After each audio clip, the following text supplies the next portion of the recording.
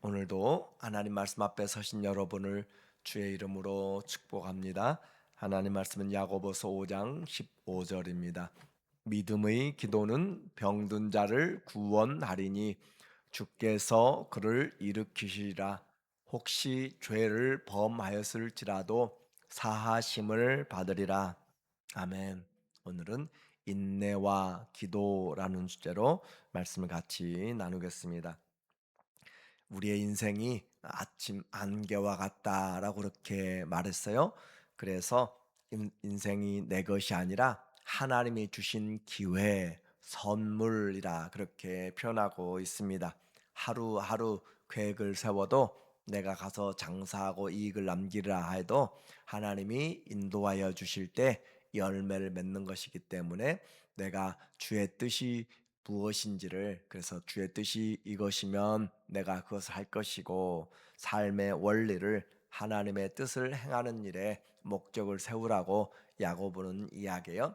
베드로도 베드로전서 4장 3절에서 남은 때를, 육체의 남은 때를 하나님의 뜻을 행하라라고 그렇게 말하고 있어요. 그래서 우리의 남은 때 하나님의 뜻을 행하는 것보다 더 지혜로운 것이 없고, 또 바울은 에베소서 5장 16절 이하에서 너희는 주님의 뜻이 무엇인지를 분별하라, 때가 악하니라 라고 그렇게 말하고 있습니다. 그래서 우리에게 짧은 시간일수록 더 지혜를 가지고 아버지의 뜻이 무엇인지를 분별하는 것, 그것이 지혜로운 삶이라 라고 그렇게 말하죠.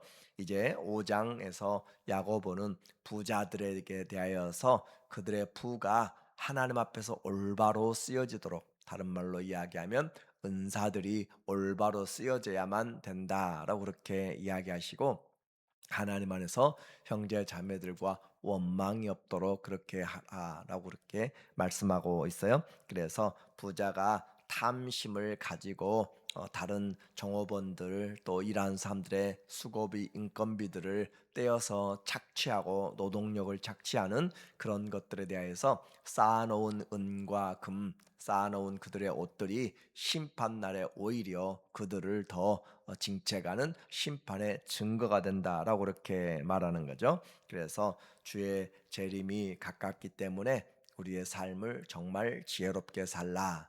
오늘 주님은 인내하는 신앙으로 말세 신앙의 특징을 이야기합니다. 7절 말씀에 보니까 그러므로 형제들아 주께서 강림하시기까지 길이 참으라.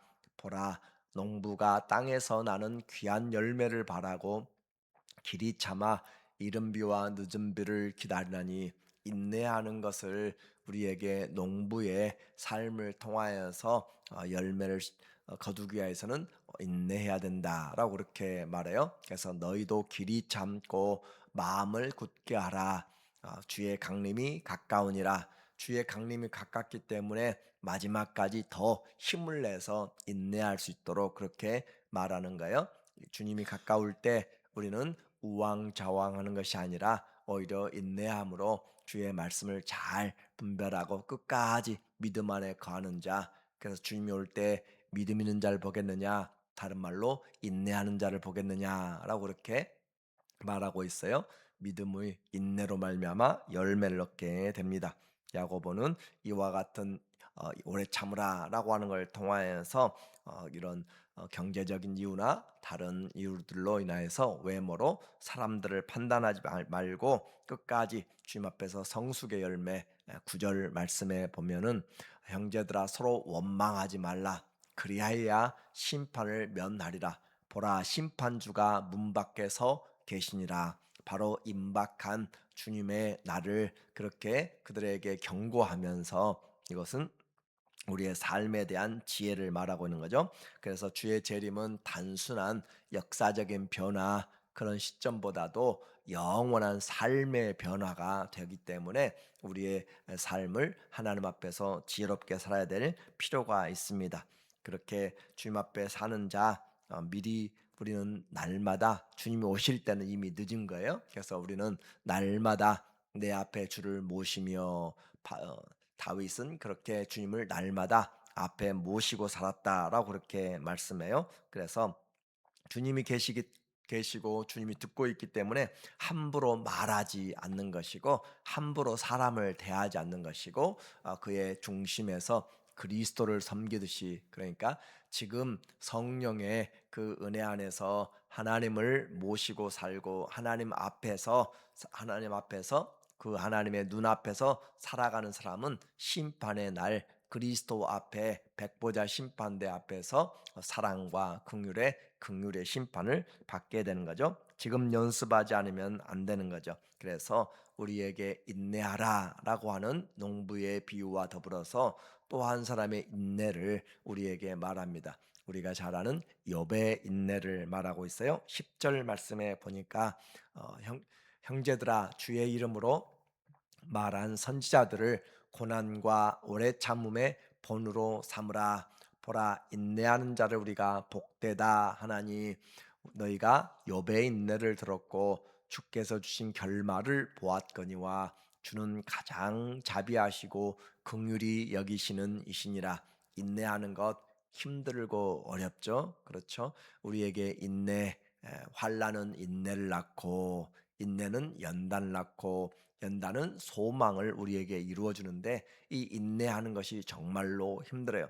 믿음 생활 하면 할수록 나이가 들어갈수록 더 인내할 것 같은데 그렇지 못하고 되는 거죠. 그래서 인내하는 그 농부의 그 비유와 더불어서 이 욥의 비유, 욥이 하나님 앞에서 환난을 받을 때 인내하였어요. 재산이 다 날아갔습니다.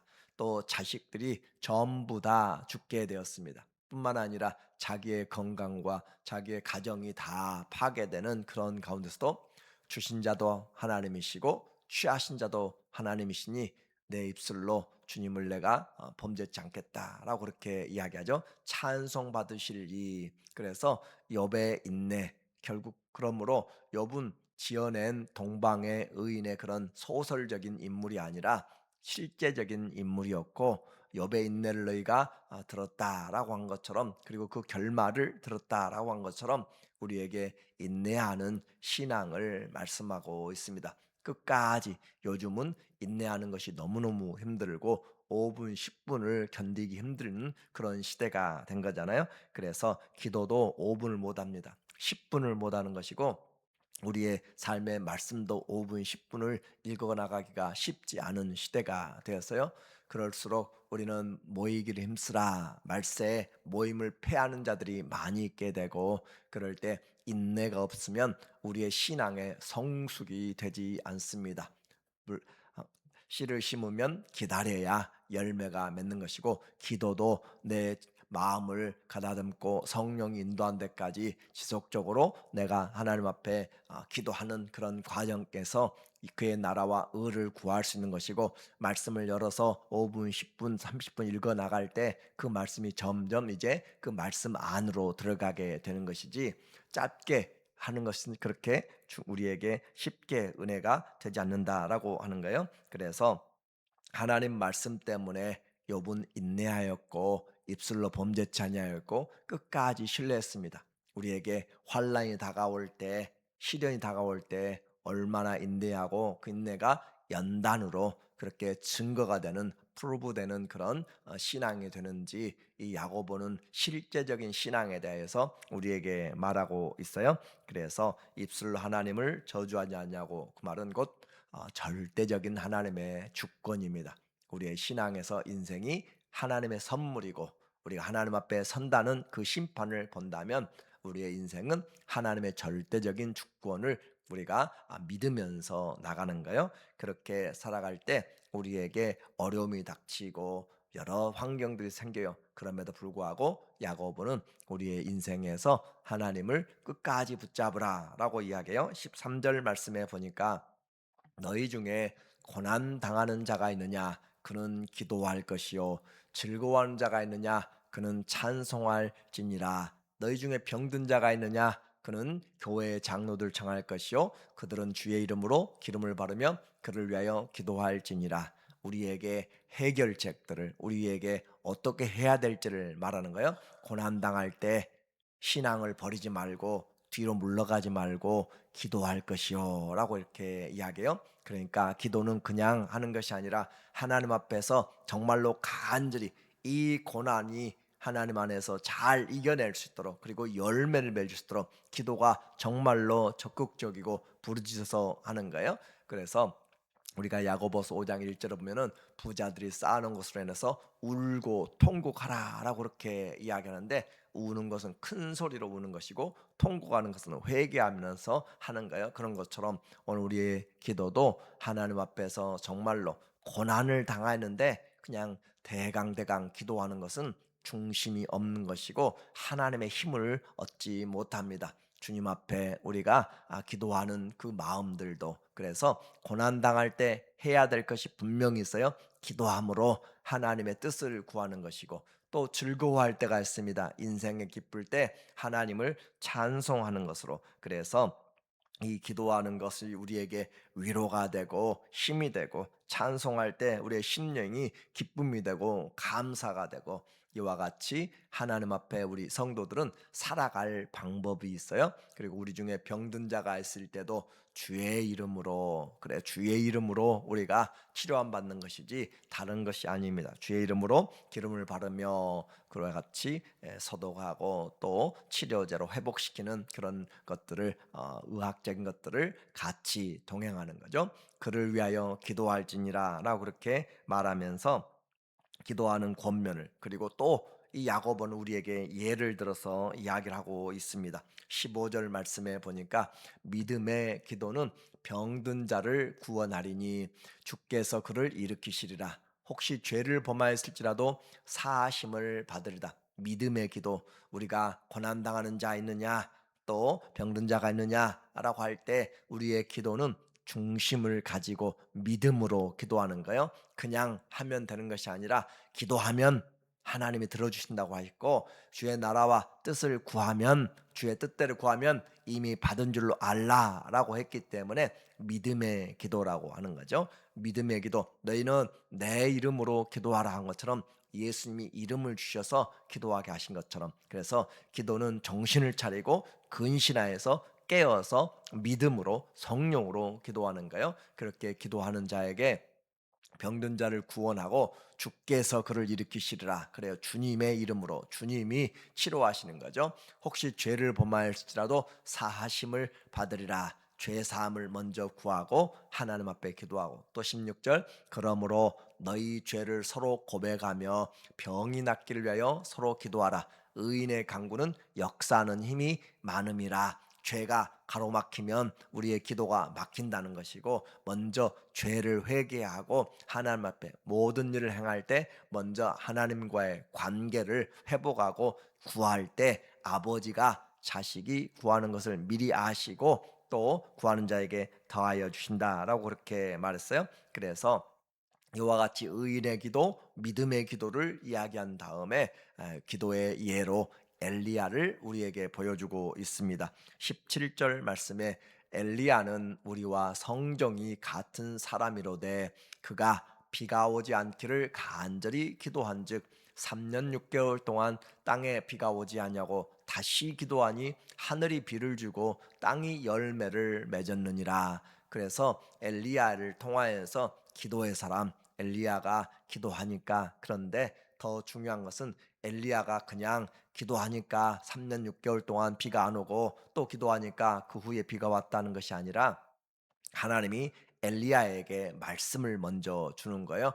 엘리야에게 아합이 범죄를 하고 우상을 숭배하니까 엘리야에게 먼저 네가 아합에 가서 내 말이 없으면 이 땅에 비가 없으리라, 우로가 없으리라라고 그렇게 말씀을 전하는 거죠. 그렇게 해서 엘리야는 하나님의 말씀을 들었기 때문에 그 하나님의 말씀을 가지고 기도하는 것이고, 또 하나님 말씀으로 내가 비를 주리라라고 하니까 엘리야가 그 말씀을 믿음으로, 이 말은 어떻게 적용하는가? 우리에게 믿음의 기도는 우리에게 응답하신다라고 했잖아요. 그러니까 하나님의 말씀을 믿음으로 우리가 하나님 앞에서 기도의 응답이 있다는 거잖아요. 우리에게 하나님의 말씀으로 무조건 하는 것이 아니라 하나님의 약속의 말씀을 믿음으로, 주의 마음을, 주님은 우리의 중심을 보시고 또 간구한 자들의 그 심령을 주님이 살피시고 구한 자들에게 하나님의 은혜를 주시고, 그래서 약속의 말씀을 가지고 그렇게 비가 올 것을 하나님께 받았습니다. 그래서 그는 받았지만 가만히 있어서 비가 오는 것이 아니라 그 약속을 가지고 기도하면서 갈멜산에서 간절히 무릎 사이에 얼굴을 넣기까지 7번씩 간절히 기도하고, 그렇게 하나님의 약속이 있다고 그냥 되는 것이 아니라 너희는 그래도 기도해야 될지니라.